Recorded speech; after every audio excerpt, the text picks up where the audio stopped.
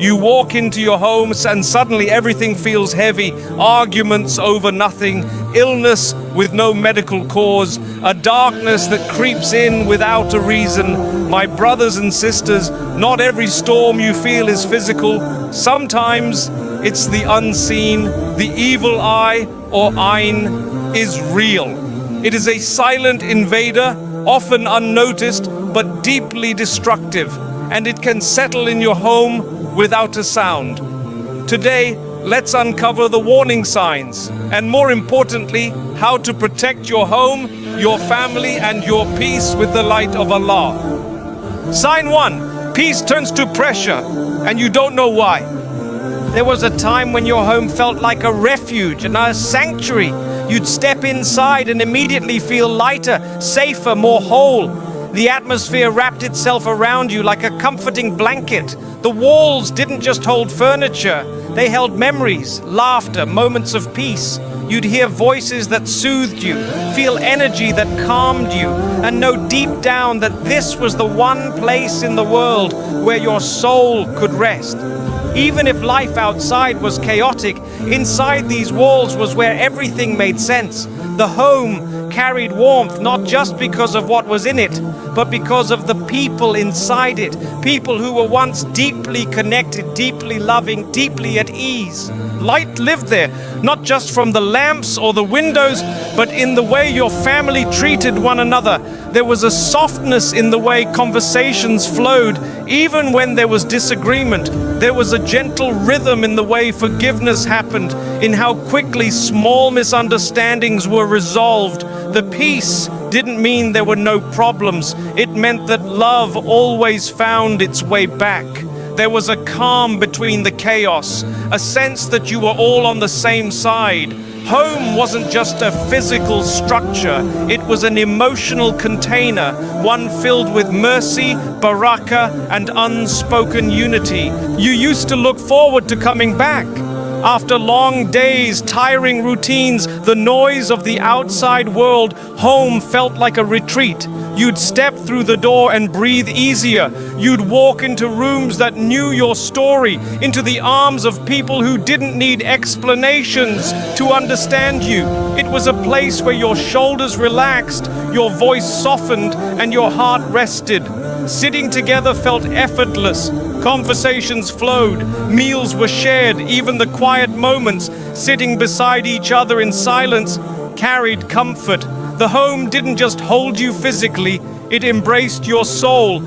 And then something shifted, not all at once and not in a way that could easily be explained, but slowly, subtly, like a shadow creeping in at sunset. The warmth faded, the comfort started to crack. Tension began to replace laughter. Moments of joy became fewer.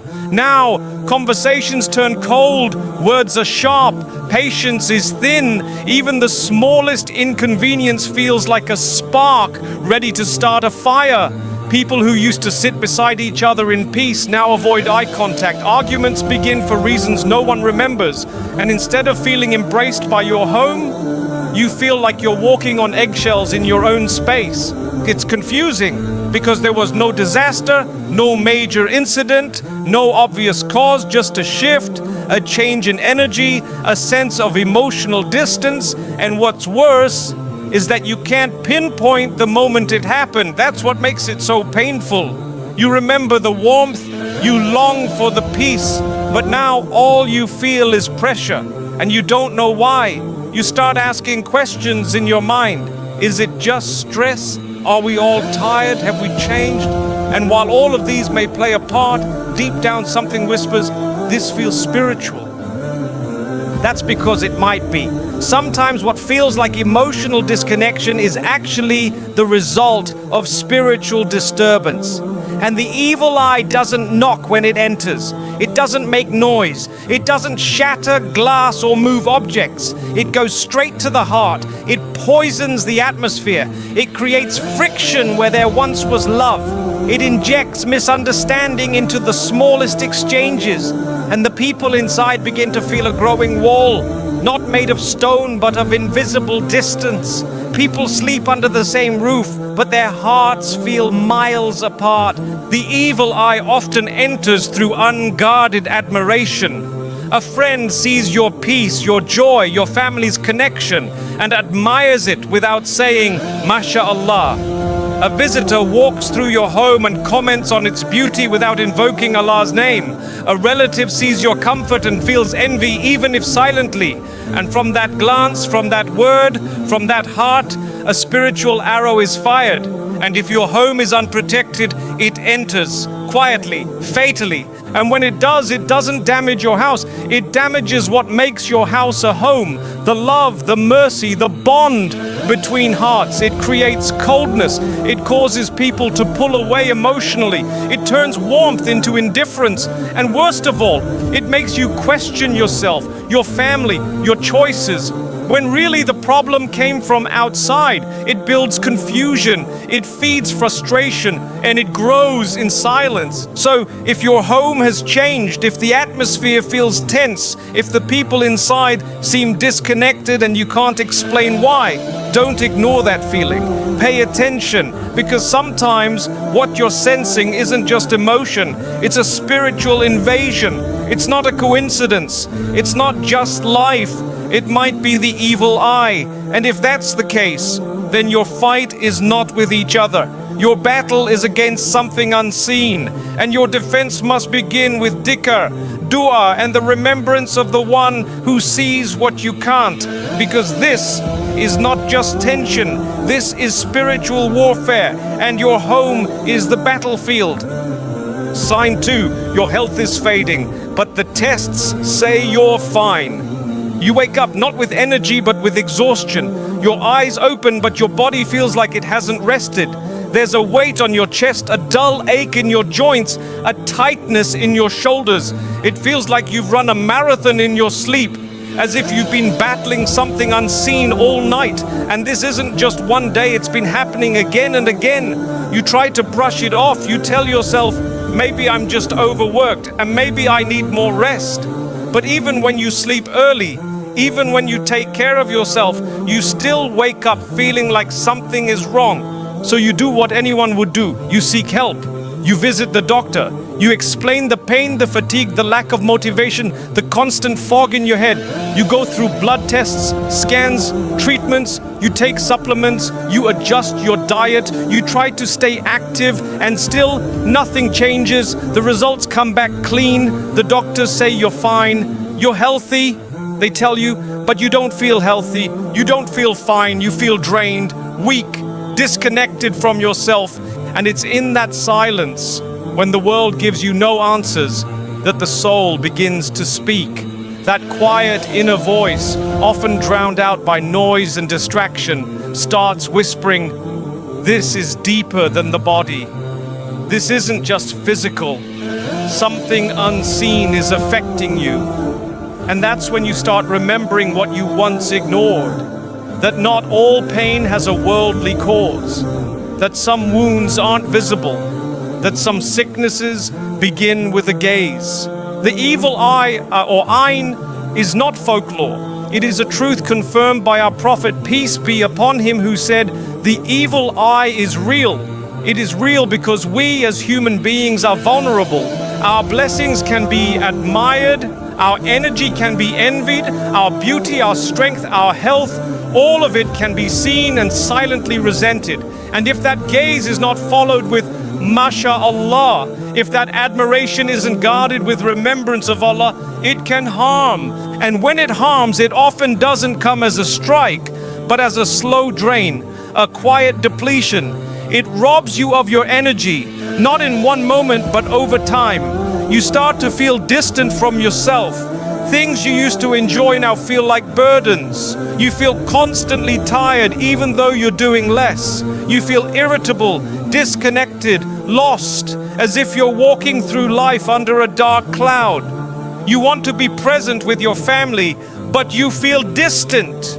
You want to focus in prayer, but your mind won't stay still. You want to be productive, but even the smallest task feels too big. And what's even more frightening is that it doesn't only affect you. The people in your home may be feeling the same. Your spouse might be facing constant fatigue. Your children might be crying more, getting sick more, sleeping less. There's a tension in the air, a kind of stillness that doesn't feel peaceful. It feels heavy, as if something is sitting over the house, quietly pressing down on every heart under that roof. And this harm may not have come from evil intention. Sometimes it comes from someone who loved you, someone who admired your strength, your beauty, your health, but forgot to protect their gaze. They didn't say mashallah, they didn't ask Allah to bless you. They simply looked, and that look was enough. Because envy doesn't need to be shouted. Sometimes it's quiet, sometimes it's unintentional, but it's always dangerous when left unchecked. The evil eye doesn't knock. It doesn't break windows or slam doors. It slips through admiration. It travels through unguarded hearts. And if your home is spiritually vulnerable, if there is no regular remembrance of Allah, no daily adhkar, no Quran being recited, then it finds space to settle. And once it settles, it touches what's most vital to you: your health, your energy, your ability to function and feel alive. And so you begin to shrink without realizing it. You don't laugh like you used to. You don't move like you used to. You cancel plans. You withdraw from people. You feel like a shadow of who you were, but you don't understand why. That is the moment to stop blaming your body and start protecting your soul, because the solution doesn't lie only in medicine. Sometimes the cure comes from the one who created the body and the soul. Sometimes what you need is not another pill, but the healing of ruqya, the recitation of the Quran, the power of the morning and evening adhkar, the protection of Ayat al-Kursi, the blessings of Surah al-Baqarah echoing through your home. When the evil eye drains your health, it does so quietly, but the healing of Allah enters with light. You may not see it, but when you speak the words of Allah, when you make dua with sincerity, when you turn to Him in complete reliance, something begins to shift. The fog lifts, the pain lessens, the energy returns, not all at once, but slowly, steadily through divine permission.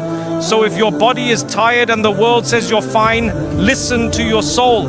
If your strength is fading and no one understands, turn to the one who knows you better than you know yourself. If the cause is unseen, then so is the cure. And it begins with returning to the one who sees all things. He is Ash Shafi, the healer. And when he heals, no trace of harm remains. Sign 3, your blessings are bleeding and you can't stop the loss. Once upon a time, things were flowing. You didn't have everything, but you had enough. Your income met your needs. Your savings grew slowly but surely. You were content. You weren't chasing wealth for pride. You were simply thankful for the barakah in what you had. When you worked, results followed. When you planned, things came together. Even in the tough moments, there was a hidden ease, a sense that Allah was carrying you through, providing in quiet ways you couldn't always explain. You felt secure, you felt stable, you felt that your efforts had value, that your provision was blessed, and then something shifted without warning, without reason, without sin. Your risk started slipping through your fingers. Unexpected problems began piling up, one after another. One day your car breaks down, the next an emergency bill arrives. Suddenly your steady income starts to feel like it's barely enough to survive. You keep asking yourself, where is it all going? You review your spending, you double your efforts, you try budgeting again, you look for mistakes in your plans, but nothing explains it. You aren't spending recklessly, you aren't wasting, and still, it feels like your wealth is disappearing. Your hands are working, but the barakah is missing. You're doing everything right, but things keep going wrong. And the harder you work, the further stability seems to drift from you. That's when your heart begins to sense something that numbers can't explain. That maybe this is not just a financial issue, maybe this is spiritual. Maybe something unseen has landed on your blessings and is quietly bleeding them dry. The evil eye doesn't always show up with illness or conflict. Sometimes it strikes the most sensitive area of your life, your sustenance, your risk. Because risk is not just about income, it's about ease, it's about blessing, it's about Allah putting more in less, about feeling satisfied with small amounts, about your earnings stretching, your work bearing fruit, your days being productive. When the evil eye enters a home through envy, and even silent envy, it often begins to remove barakah before anything else. You're still getting paid, but it doesn't feel like a blessing. You still have food, but the taste of gratitude is gone. You buy things, but you don't enjoy them. You feel restless, uneasy, your heart constantly worried about the future. You see your income, but feel no peace. You see your possessions, but they bring no calm.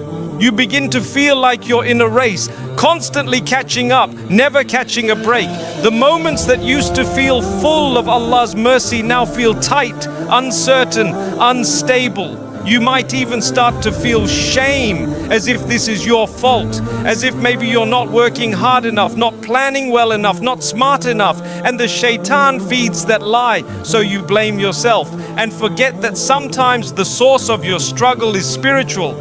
And here's what makes it even harder: the person who caused it may not even know they did. The evil eye can come from anyone. A neighbor, a friend, a family member, even someone who loves you, but allowed their heart to gaze upon your comfort without remembering Allah. They saw your peace, your steady income, your good fortune, and though they never said anything harmful, they didn't say mashallah either. And in that moment of silent admiration, that something harmful was released. A glance, a thought, a spark of envy that reached your home before you ever knew it. The evil eye is subtle. It doesn't knock, it doesn't scream, it creeps. And when it finds a home that's spiritually vulnerable, where dhikr is forgotten, where dua is neglected, where the Quran isn't recited regularly, it settles. And it works quietly. It doesn't just take your money, it takes your contentment. It replaces clarity with confusion. It swaps peace for panic.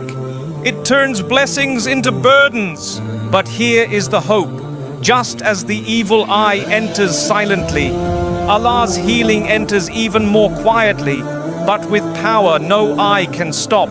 When you begin to return to Allah in the home, when the Quran is played, when Ayat al-Kursi is recited morning and evening, when Surah al-Baqarah fills the walls with light, when dua is made after every salah with sincerity, things start to shift again. Slowly you'll feel ease returning, the panic quieting, the confusion clearing. Your work begins to feel purposeful again. You may not see wealth explode, but you'll feel barakah return. The same income begins to stretch. The same work begins to bring peace. The stress begins to fade. The fog begins to lift. Allah never removes something from His servant except to teach them something greater. Maybe the bleeding of your blessings wasn't punishment, but protection, a wake-up call, a reminder to spiritually guard your home, your wealth, your heart, with dhikr, with gratitude, with submission. So if your blessings have started fading, don't just check your budget, check your heart. Don't just chase solutions, chase Allah's protection. The risk you seek is already written, but the protection of that risk, that begins with you. Start today. And no evil eye can touch what Allah surrounds with light. Sign 4. Your sleep becomes a place of fear. Sleep. It's meant to be a divine pause from the world, a gift from Allah, a time when the body is still and the soul is entrusted to the care of its creator. Allah calls sleep a mercy, and rightly so. Because during sleep we are disconnected from pain, from responsibility, from worry. The noise of the world fades, and we are left with nothing but stillness and surrender. For many, sleep is the only time they find true peace. But when the evil eye enters your home, even this sacred peace can be taken. It doesn't start loudly, it's subtle.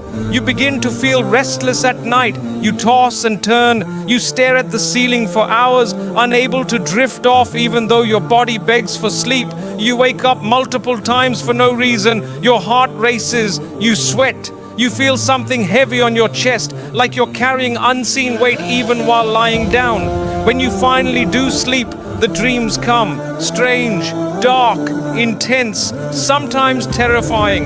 You wake up confused, disturbed, heart pounding, not knowing what just happened. And then it becomes a pattern. It's not one bad night, it's every night. You start to fear bedtime. You feel anxiety the moment you lay your head on the pillow. You no longer close your eyes with calm. You close them expecting war, because your nights have become a battlefield, not just for your body, but for your soul. In your dreams, you see shadows, snakes, fire, faces you don't recognize. Sometimes you see yourself falling. Sometimes you see yourself running, but never reaching. Or worse, you feel frozen, trapped, screaming with no sound. These are not just dreams. These are warnings, and your soul, your Ra, knows it. It feels what your conscious mind cannot explain. And while your family sleeps around you, you lie awake, silently fighting what you cannot name. Soon it spreads. Your children begin waking up in fear, crying, panicking, running to you without reason. They don't understand what they saw. They only know something scared them. Your spouse wakes up agitated, complaining of disturbing dreams. Some nights no one in the house sleeps peacefully. The mood of the home begins to shift. Everyone feels tired, irritable, emotionally worn out. And the worst part, no one knows why. This is a sign. When sleep, something so natural, so essential, so healing, becomes so dark, you must start paying attention. Because not every nightmare is psychological, not every sleepless night is due to stress. Sometimes it's spiritual. Sometimes it's a symptom of something that's entered your home and begun to whisper in the night.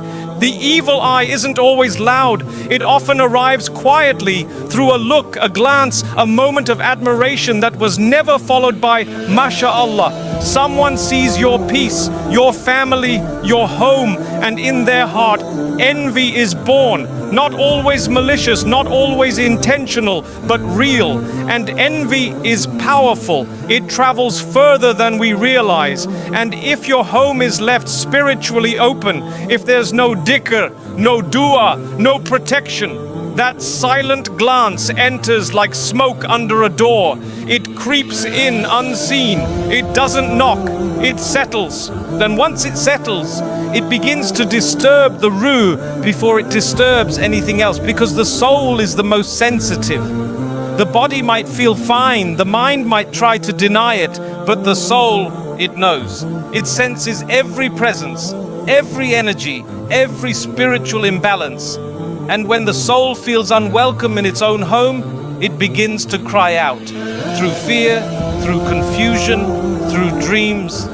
That's why we are taught to protect our nights. That's why the Prophet, peace be upon him, told us to recite Ayat al-Kursi before we sleep, to say the morning and evening adhkar, to seek refuge in Allah from the envy of the envious and the harm of what He created.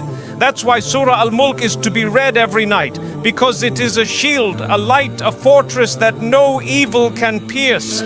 Sleep is sacred. It is when the soul returns to Allah. It is when the heart resets, when rest becomes restless, when dreams become disturbing, when the night becomes heavy. You are being shown something, not to frighten you, but to awaken you. And it's not too late. The nightmares can end. The fear can fade, but you must invite Allah's light back into your home. Play the Quran in your room before sleep. Make wudu before you lie down. Place your trust in Allah with every breath you take before surrendering to sleep.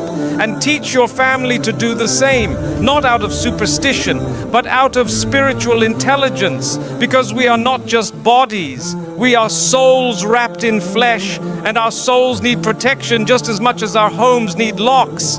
If your sleep has become a battlefield, don't try to fight it alone. Call on the one who never sleeps, the one who guards the night, the one who can replace fear with peace, shadows with light, and terror with tranquility. Allah is Al-Hafiz, the ultimate protector. When He shields you, not even the darkest envy can reach you. Bring His name back into your nights, and sleep will return to being what it was always meant to be: a gentle pause, a spiritual reset, and a window to peace. Sign 5, the home feels off, but you can't explain it. You look back and the room feels quieter than it used to, not because of silence but because of absence. One by one, people who were once close have faded, slowly, without explanation. A friend you trusted suddenly stops replying, a sibling grows distant, a spouse withdraws emotionally, the laughter that used to fill your home now echoes in your memory, and you're left wondering, where did everyone go? At first you think maybe it's just life. People grow apart, circumstances change, everyone is busy. But then it starts to repeat, again and again. It's not one person leaving. It's a pattern of distance, a chain of coldness. People disappearing emotionally, mentally, spiritually, even if they're still physically around. And the pain of it is not just that they left, it's that they left without a reason. You scroll through old messages trying to pinpoint the moment it changed. You remember the last conversation, the last gathering, the last call, and everything seemed fine. But now they've gone silent, they've grown cold. You feel their energy pulling away and you don't know what you did. You start to blame yourself. You ask yourself over and over again, was it something I said, something I did? But your heart says, no, something deeper is happening, something unseen. Because this isn't just emotional distance, it's spiritual disturbance. When the evil eye enters your home through envy, through admiration left unguarded, through energy that wasn't cleansed by the remembrance of Allah. One of the most painful signs is the breaking of relationships that once brought you joy, comfort, and connection. You may have been blessed with beautiful bonds, a loving spouse, loyal friends, a family full of unity, a house filled with warmth. But blessings that aren't protected attract the envy of those who watch from a distance. Sometimes they're people you know, sometimes they're even people you love. They see your happiness, your laughter, your closeness, and without saying mashallah, without protecting their own heart with dhikr, their silent envy is released. And envy is never harmless. The evil eye doesn't need words. It doesn't need to be intentional. It can come through a look, a thought, a sigh of comparison. And when it lands, it doesn't explode. It erodes. It starts by placing tension where there was once peace, doubt where there was once trust, discomfort where there was once ease. Slowly, the people in your life begin to shift. Their love feels forced. Their presence feels distant. The relationship begins to decay, not from argument or betrayal, but from something no one can explain. And then they leave, not always physically, sometimes emotionally, spiritually. They're there, but not really. You talk, but it's not the same. The bond is broken, and you can't find the crack. This is the quiet destruction of the evil eye. It targets what is beautiful. And there is nothing more beautiful than love that is sincere, a home filled with unity, a family that supports each other, a friendship rooted in trust, a marriage built on mercy. That beauty becomes the envy of those who don't have it. And without protection, the evil eye enters and begins its silent war. It's devastating because you don't just lose people, you lose your sense of stability, you lose your anchor, you feel alone in rooms that used to feel full, you feel unseen by people who once knew your heart, and worst of all, you begin to doubt your own worth. Shaitan whispers to you, they left because of you, you're not lovable, you're not enough. But that is a lie designed to weaken you before you realize what's truly happening. The truth, you are not broken, you are not unworthy, you are not abandoned, you are being cleansed. Sometimes Allah removes people not to punish you, but to protect you, to realign your heart, to shift you away from unseen harm. He saw what you couldn't. He heard what was whispered when you weren't there. He felt what your soul couldn't explain. And in His mercy, He allowed a distance so that you wouldn't remain attached to hearts that had turned against you, even silently. And yes, it hurts because hearts are fragile. We grieve when people leave, especially when we love them sincerely. But Islam teaches us nothing is taken except that Allah replaces it with something better if you're patient, if you return to Him, if you seek His wisdom in the loss. The people who left, they didn't leave by accident. They left by decree. They left by protection. They left because your soul was being prepared for something purer, for relationships that carry light instead of jealousy, for love that is blessed instead of tested, for company that lifts your iman instead of draining your ra. So what should you do when people start leaving without reason? You respond with remembrance. You clean your heart of resentment. You forgive silently. You strengthen your ruqya. You recite ayat al-kursi. You make dua that Allah protects your heart from the harm of hidden envy and your home from the visitors who bring heaviness with their gaze. You stop chasing people and you start chasing Allah, because when Allah loves you, He subtracts before He adds. He clears the room before He fills it with better company. He quiets the noise before He teaches you to hear His voice more clearly. And He removes what is no longer part of your growth, even if it once brought you joy. So if you're in a season of loss, know this: it's not the end, it's the turning point. And soon, very soon, you will look back and realize that what felt like people abandoning you was actually Allah rearranging your life for something more sacred, more sincere, and more protected than anything you ever imagined. Let go and let Allah replace, because hearts that are emptied for His sake are never left empty for long.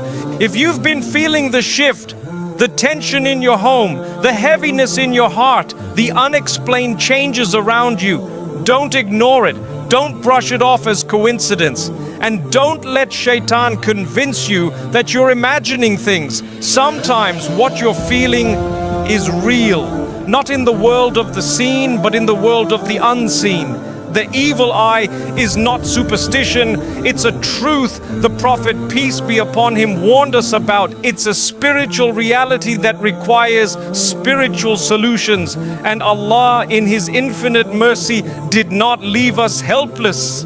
He gave us du'as, He gave us verses of protection, He gave us reminders and daily adhkar that act like shields, not just for your body but for your soul, your home, your family and your blessings. This is not a video meant to scare you, it's a reminder to wake up spiritually, to stop living in autopilot and start guarding what Allah gave you. Your peace, your risk, your health, your sleep, your relationships. These are gifts, and gifts must be protected. So if you recognize these signs, don't panic. Return, repent, renew your connection with Allah. Make ruqya a part of your routine. Recite the morning and evening adhkar with your heart fully present. Play the Quran in your home. Speak Allah's name before speaking about your blessings. Say MashaAllah often. And most importantly, trust that what Allah protects, no one can harm. You are not alone in this. Allah is with you. And when He is with you, even the most hidden envy becomes powerless. Keep your faith strong. Keep your remembrance consistent. And you'll find that no matter how heavy the battle becomes, Allah's light will always be greater. May Allah protect your home, your heart and your soul from every evil, seen and unseen. Ameen.